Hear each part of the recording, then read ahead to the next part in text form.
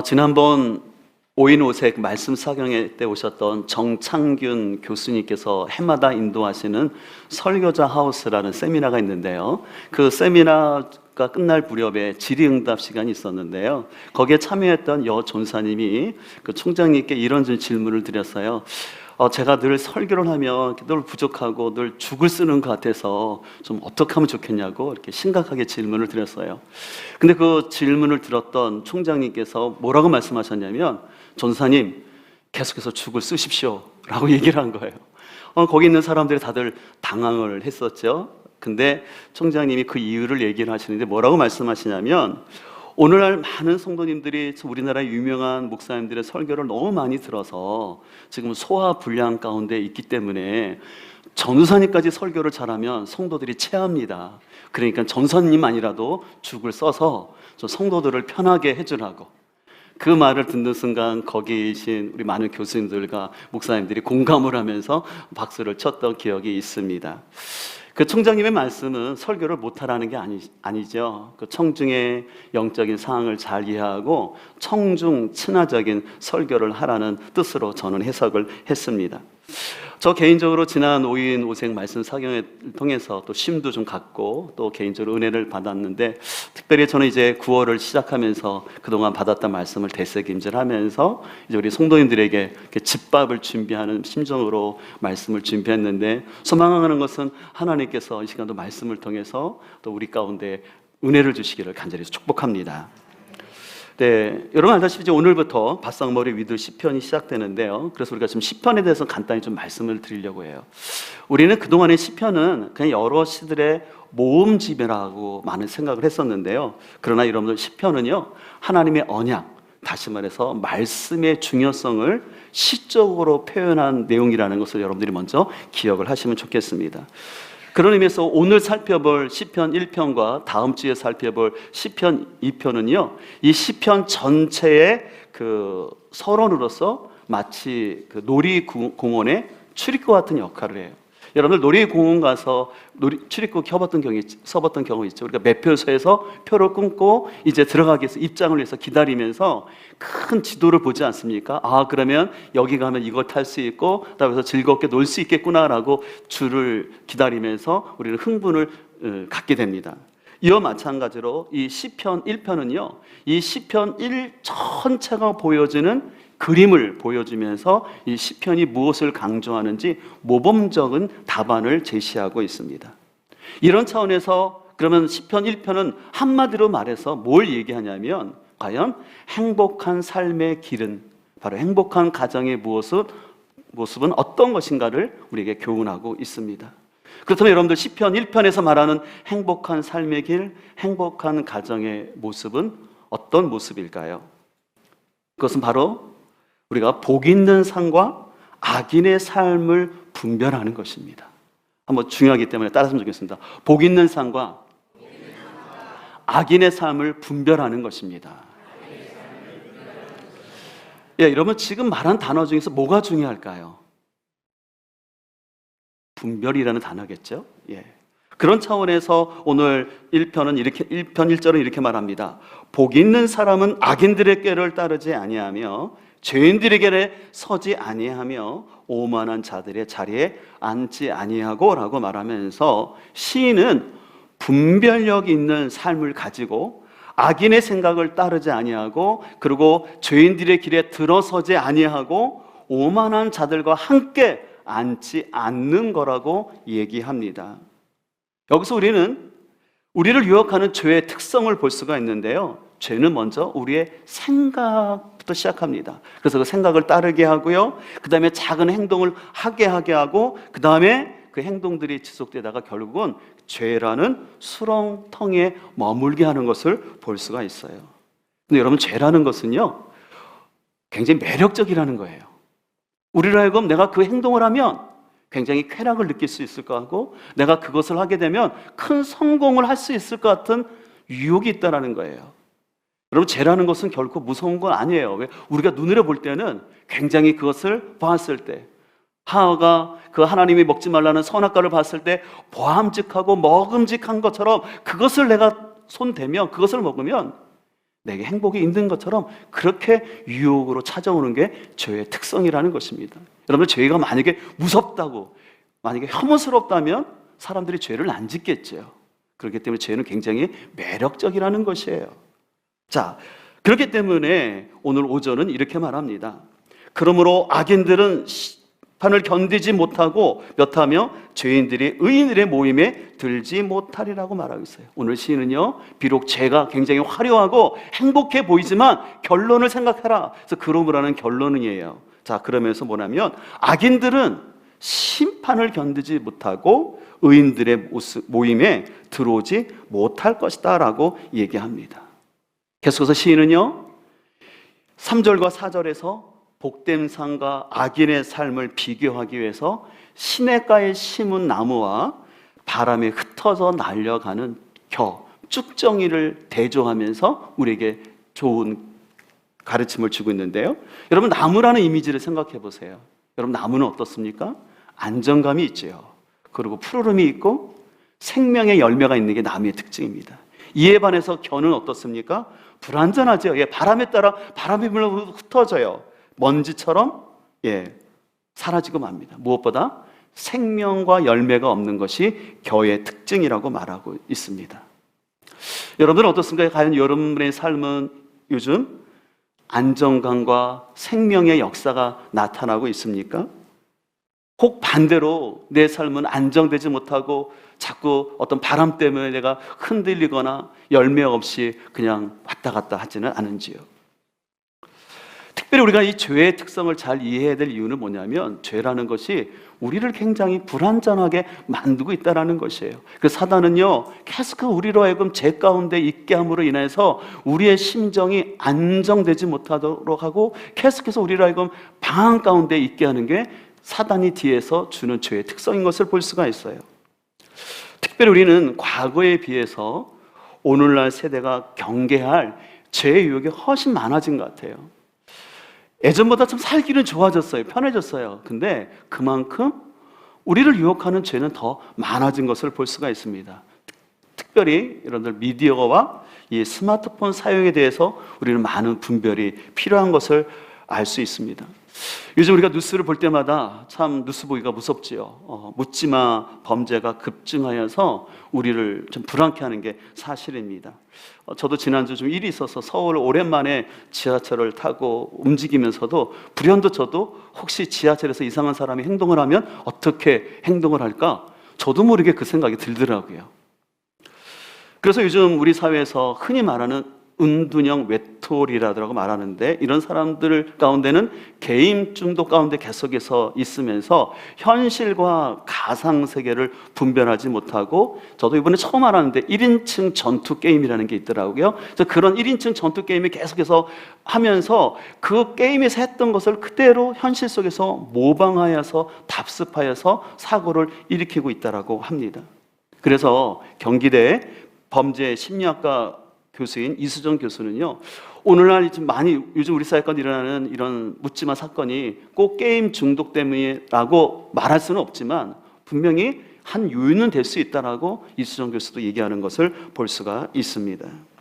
근데 실은 이런 게임 중독을 떠나서 우리는 그 인터넷에 확인되지 않은 수많은 잘못된 정보들, 또 가짜 뉴스들, 또 편향된 자꾸 뉴스들과 유튜브를 봄으로 인해서 우리의 가치관이 혼란을 겪는 것을 볼 수가 있습니다.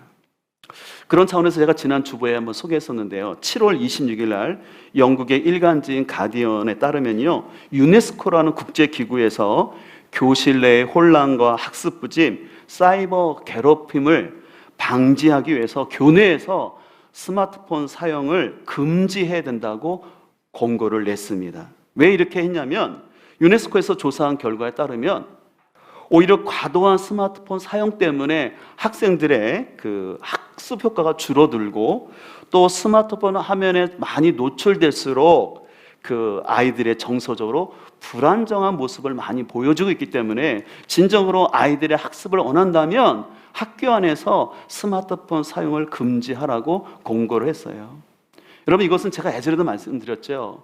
이 스마트폰을 개발하고 판매하는 이 빌 게이츠를 비롯한 몇몇 사람들은 자신들의 자녀들은 절대 학교에서 스마트폰 교육, 미디어 교육 못하도록 하고 철저히 친화적인 자연적인 교육을, 아날로그 방식을 시키면서 그것을 판매하고 있는 사람들한테는 마음껏 쓰게 하고, 참 윤리적으로 이거 심각한 문제라고 생각합니다. 왜? 그것을 만든 사람들도 이것이 얼마나 위험하다는 걸 알기 때문에 자기 자녀들한테는 아날로그 방식의 교육을 강조하면서 사람들에게 이것을 팔고 있는, 참 이런 안타까운 모습을 볼 수 있는데, 우리가 이런 분별이 필요합니다.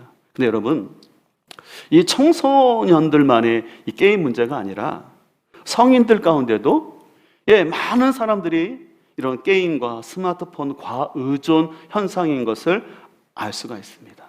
그러다 보니까 신앙생활을 하고 있는 우리 성도들 가운데도, 크리스찬들도 어떤 예배나 성경 읽기, 경건서적 읽기보다는 너무나 이 스마트폰을 내 삶의 목차처럼 생각하면서 너무 과의존하는 것을 볼 수가 있어요. 우리가 분명히 스마트폰이 나쁜 건 아닙니다. 필요성이 많죠. 아까도 제가 이번에 서울 갔을 때 새로운 지리를 찾다 보니까 구글 맵을 통해서 인도 한번 따라가면 참 편함이 있어요. 그리고 제가 모르는 단어 있을 때 그 검색하면 그 정확한 의미를 알려줘서 좋습니다. 근데 문제는 그 정도의 활용 수준이 아니라 오늘 우리의 모습 가운데는 너무나 스마트폰에 과의존되어서 눈을 뜨면서부터 스마트폰을 만지고 무슨 뉴스 아니면 나한테 연락이 왔는지 확인하면서 계속해서 일상 속에 스마트폰을 손에 붙잡고 있다가 잠자는 시간까지도 계속해서 수면 가운데도 그 스마트폰을 보다가 잠을 들고 있는 모습이라는 것이죠. 이것이 공동체 안에서도 들어오게 되면 어떻습니까? 가정 안에서도 어떨까요? 가족들이 함께 식사하는 자리에서도 함께 식사를 하지만 각자가 스마트폰을 보고 있는 거예요. 그리고 식사가 끝난다면은 각자의 방으로 흩어져서 자녀는 자기가 보고 싶었던 게임이나 웹툰을 보고, 또 부모는 우리 하루 종일 피곤했으니까 내 마음을 달래줄 수 있는 또 뭐 드라마나 유튜브를 봅니다. 한 집에 있지만 각각의 세상의 가치관은 틀린 거예요. 그 사람들의 삶을 인도하는 주인은 각각의 다른 존재가 있는 것을 볼 수가 있어요. 이런 시대 속에서 우리가 진정으로 참된 행복을 위해서 우리가 해야 될 것은 무엇입니까? 오늘 시편은 다음과 같이 고백하는데 2절 말씀을 한번 같이 읽도록 하겠습니다. 오직 여호와의 율법을 즐거워하여 그의 율법을 주야로 묵상하는도다. 이 묵상이라는 단어는 제가 예전에 많이 설명을 드렸어요. 작은 소리로 읊조리고 또한 신중하게 생각하고 연구하고 반복적으로 말하는 것, 이것을 묵상이라고 말하는데요. 제가 에스라에서 공부할 때 우리 교수님이 이것을 너무 쉽게 설명했어요. 뭐냐면 CF 광고를 통해서 씻고 뜯고 맛보고. 너무 와닿지 않습니까? 하나님의 말씀을 내가 씻고 뜯고 맛보고는 것, 이게 묵상이다. 훨씬 그 비유가 저한테는 잘 다가온 것 같아요. 여러분 어떻습니까? 여러분은 하나님의 말씀을 씻고 뜯고 맛보는 기쁨이 있나요? 우리는 분명히 압니다. 우리가 하나님 말씀이 바르고 내가 큐티하다는 걸 알아요. 근데 큐티하면 좋다는 걸 알지만 정작 잘 실천이 되지 않죠. 그러다 보면 마치 이 새벽 기도가 우리 신앙생활에 큰 부담감처럼 다가오는 것처럼 이 큐티하는 것도 때로는 부담감으로 다가오는 게 사실입니다. 근데 우리는 이렇게 부담스럽게 생각하는데 어떻게 시인은 여호와의 율법을 즐거워한다라는 거예요. 그래서 즐거워하여서 주야로 언제든지 하나님의 말씀을 묵상한다고 하는데 우리는 왜 어려울까요? 왜 이것이 묵상하는 것이 종교적 부담처럼 다가올까요? 오늘 이 시편을 기록하는 시인은 굉장히 원래부터 믿음이 좋아서 아니면 특정한 열심이 있어서 이렇게 하나님의 말씀을 즐거워했을까요? 한번 우리가 그 배경을 좀 살펴보기를 원하는데요. 아까 제가 설교를 시작하면서 시편 1편은 150편의 서론을 역할을 하면서 중요한 핵심 메시지를 전달한다고 했는데 오늘 이 시인이 이렇게 하나님의 말씀을 묵상하고 즐거워한다고 고백한 이유가 있습니다. 여러분 시편은 표제어라고 그래서 시편의 제목들이 있죠. 그래서 뭐 다윗이 지은 시, 바윗이 밧세바와 간음하고 회개하는 시, 또 뭐 고라의 시, 모세의 시, 이런 식으로 해서 여러 저자들이 있습니다. 근데 이 시들은 그래서 처음에는 이렇게 각각의 상황에서 흩어져서 기록되었던 시였는데 지금 우리가 읽고 있는 이 150편의 순서대로 모아지고 정렬된 때는 포로기 이후예요. 여러분들 이스라엘 역사에 있어서요, 포로기는 굉장히 중요한 전환점이 됩니다. 우리가 생각할 때는 포로기가 왜 나라가 멸망한 사건이 무슨 전환점이라고 생각할지 모르지만 아니에요. 이스라엘 백성들은요, 그들이 70년 동안 포로 생활을 하면서 왜 하나님을 믿는 우리가 이렇게 멸망했을까? 왜 성전이 파괴되고 포로로 왔을까? 자신의 삶을 철저히 반성했어요. 근데 그 반성한 결과 뭐냐면 우리가 진정으로 하나님을 예비한다고 제사는 드렸지만 우리가 말씀을 놓쳐버렸구나. 진정으로 하나님의 말씀을 놓치고 살았던 것, 그것이 우리가 이런 멸망의 결과였다라는 것을 그들이 깨닫게 되었어요. 그래서 포로기에 잡혀가 있는 그 사람들은요, 그때부터 다시 모세의 오경, 창세기로부터 시작해서 모세의 오경의 율법 말씀과 선지자들의 말씀을 다시 한번 연구하고 모으게 됐어요. 그러면서 그들은 하나님의 말씀을 지키고 순종하는 것이 참된 복이라는 것, 그리고 하나님만을 의지하고 우상 숭배하지 않는 것이 살 길이라는 것을 그들은 깨닫게 되었어요. 그리고 이 깨달은 것을 너무나 귀하기 때문에 자신들뿐만 아니라 그 다음 세대가 이 하나님의 율법의 중요성을 잘 기억하도록 시적인 운율을 담아서 율법, 다시 말해서 하나님의 말씀을 기억하고 묵상하고 그리고 그것을 다음 세대에 전수하는 것, 이것이야말로 행복한 삶이라는 것을 알게 되었다는 것입니다. 자, 그럼 여러분, 그런 의미에서 시편은요 총 5권으로 되어 있어요. 150편을 5권으로 하는데 1권과 2권은요 어떻게 사는 것이 행복한 삶인지를 얘기해요. 그래서 행복한 삶의 비결은 뭐냐면 율법, 다시 말해서 하나님의 말씀을 아는 것, 그 다음에 하나님을 의지하는 것이라고 얘기합니다. 3권에서는요 개인과 이스라엘 공동체가 겪고 있는 고통의 이야기를 합니다. 그래서 우리가 흔히 탄원시라고 해서 자신들의 아픔을 토로하는 시간 많아요.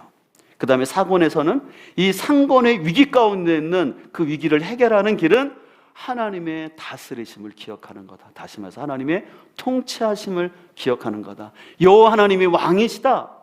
그것을 4권에서는 고백합니다. 그리고 마지막 5권에서는 그렇기 때문에 어떠한 환경 속에서도 하나님을 신뢰하는 것이 복되도다 라는 찬양의 시가 나옵니다. 그래서 이 5권 마지막 부분을 갈수록 할렐루야라는 단어가 계속해서 반복되면서 어떠한 상황에서도 하나님을 찬양하는 것이 복된 삶인 것을 교훈하고 있는 것이죠. 이처럼 시편은요 그 150편의 배열을 통해서 이스라엘 나라가 겪었던, 또 개인이 겪었던 그 고통을 통해서 그들이 깨달았어요. 아, 우리가 행복한 길은 하나님의 말씀, 율법을 아는 것이구나. 그리고 나만 아는 것이 아니라 그것을 후손들에게 잘 전수하는 것, 이 길이 가장 행복한 삶이라는 것을 그들은 깨닫게 되었습니다. 그렇기 때문에 오늘 6절에서는 다음 같은 결론을 얘기합니다. 무릇 의인들의 길은 여호와께서 인정하시나 악인들의 길은 망하리라 라고 말하고 있어요. 여기서 인정하신다라는 것은 하나님께서 아신다라는 것이에요. 오늘 시인은 아까도 계속해서 말한 것처럼 개인의 경험, 국가적인 체험을 통해서 하나님의 말씀을 알고 순종하는 그 삶을 하나님이 기억하시고 인정한다는 걸 알았어요. 반대로 자신의 생각과 세상의 가치관을 따라서 하나님을 부정하는 사람들과 같이 어울리면서 세상의 가치관 따라 살아가는 사람들은 멸망한다라고 얘기해요. 여러분, 여기서 잘 기억할 것은 성경에서 말하는 악인이라는 것은요, 우리가 거짓말하고 남에게 해를 끼치는 그 정도 차원이 아니라 창조주 하나님을 부인하고 내가 인생의 주인 되어서 내 생각과 내 경험과 세상의 논리대로 살아가려는, 하나님을 인정하지 않는 사람이 악인이라고 성경은 말하는 거예요.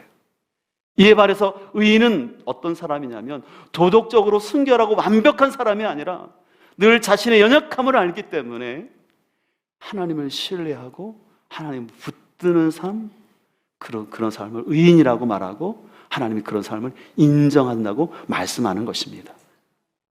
그래서 오늘 3절은 하나님의 말씀을 따라 시냇가의 신기운 나무처럼 살아야 할 것을 얘기해요. 왜 이 얘기를 했을까요?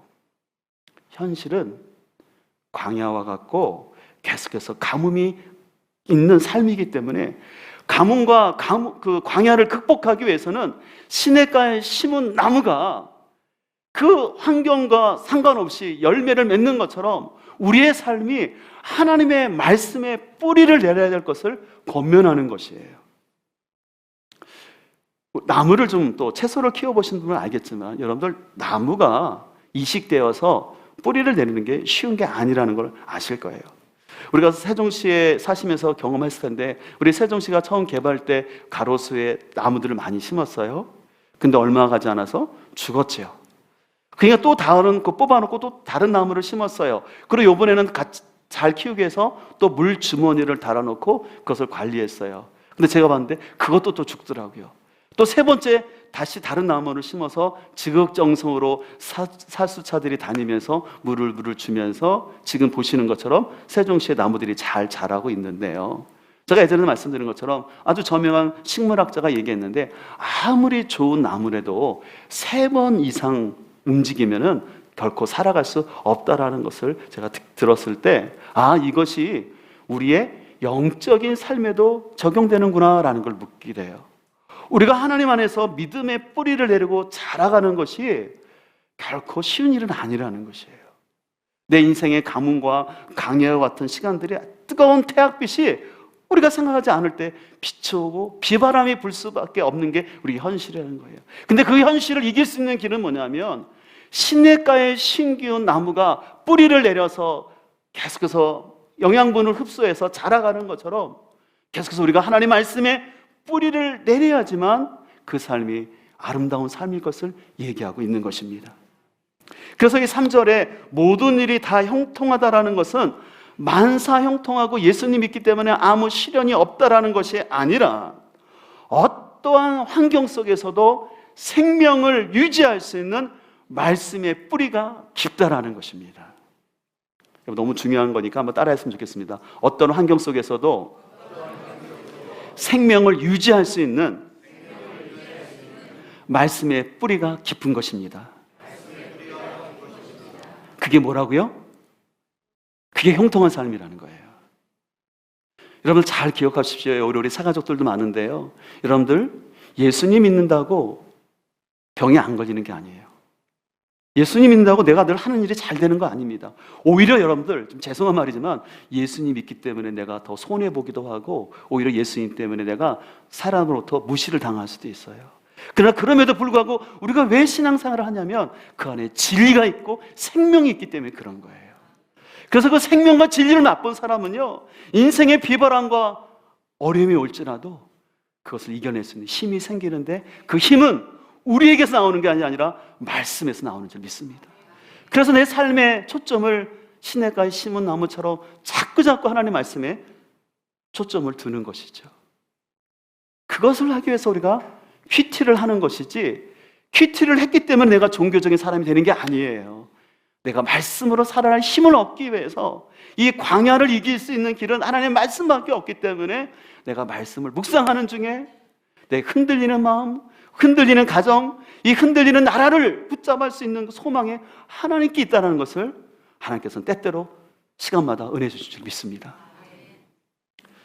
그런 의미에서 제가 우리 교회에서는 큐티 모임이 곳곳에 있는데 제가 함께 하는 큐티 모임 가운데 어느 그 지사님이 그런 고백을 하시는데 그 지사님의 고백을 듣다 보면 참 그 지사님 환경이 굉장히 어려워요. 너무 힘들어요. 근데 그 환경 속에서도 기복적인 신앙을 구하지 아니하고 그 힘든 상황 속에서도 하나님을 가까이 함이 복이라는 고백을 하는데 목회자로서 너무 감동이 되더라고요. 그 신앙의 시련과 고난이 있는데 그것을 부정적으로 바라보는 것이 아니라 그것조차도 하나님의 섭리가 있음을 생각하면서 믿음으로 해석하려는 그 고백을 들을 때 전 제 마음속에 너무 감사와 기쁨이 있었는데 하나님께서 그 고백을 들으신 줄 믿습니다. 여러분들 우리가 인생을 살다 보면요 이런저런 시련과 고난이 찾아올 수 있어요. 때로는 나의 연단을 위해서 하나님이 주신 시련도 있는가 하면 때로는 나의 연약함 때문에 당하는 고난도 있어요. 그러나 중요한 것은 그 가운데 내가 어떻게 반응하느냐입니다. 우리가 바르게 반응할 수 있는 비결은 하나님을 신뢰하는 말씀을 붙잡는 삶에서 일어나게 될 줄 믿습니다. 제가 설교를 시작하면서 그 설교의 죽순 전사님이 그 얘기를 잠깐 했는데, 요즘 이렇게 저는 가끔씩 이렇게 어머님이 해주셨던 음식이 생각나는데, 특별히 몸이 안 좋을 때면 어머님이 해주셨던 음식이 더 생각나요. 특별히 저는 저희 어머님이 해주셨던 음식 중에 반찬 중에서 오이지를 굉장히 좋아합니다. 왜냐하면 저희 어머님 오이지는요 진짜 특별했어요. 왜냐하면 저희 어머님은요 그 오이지를 어떻게 했냐면 그 망에 씌워서 탈수게 돌립니다. 그 다음에 돌들을 쫙 계속해서 올려놔요. 그래서 그 오이지를 먹으면 진짜 아삭해요. 그래서 무더운 날 한 반찬 없더라도요 물에 밥 말아서 오이지만 먹어도 너무 맛있었어요. 꿀꺽 되시죠? 그리고 또 제가 기억나는 어머니 음식인데 뭐냐면 김치를 이렇게 씻어요. 씻은 다음에 멸치를 잔뜩 넣어서 그걸 계속 끓이는 다음에 먹으면 그 맛을 참 잊을 수가 없어요. 네, 너무 맛있죠? 공감 가시는 우리 어머니들 많으신데. 그리고 제가 또 다른 좋아하는 건 뭐냐면 저희 어머니 무나물 해주신 걸 좋아해요. 그 멸치를 잔뜩 넣어서 그 무나물을 해주시면 그렇게 부드러워요.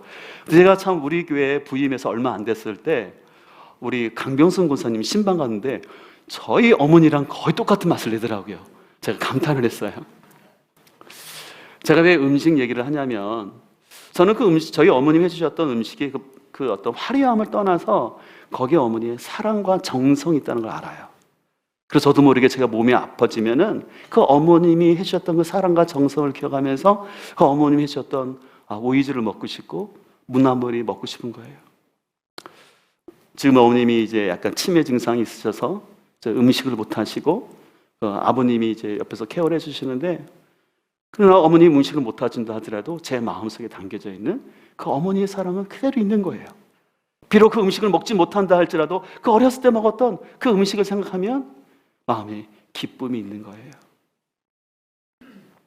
제가 아까 설교자 하우스 세미나 얘기를 했는데, 실은 이번에 제가 지난번 세미나 갔다 저 혼자 가지 않고 제 아들을 같이 데려갔어요. 그래서 제 아들한테 이런 세미나 있는데 가겠니 하니까 평소 같으면 안 간다고 할 텐데 가겠다고 얘기하는 거예요.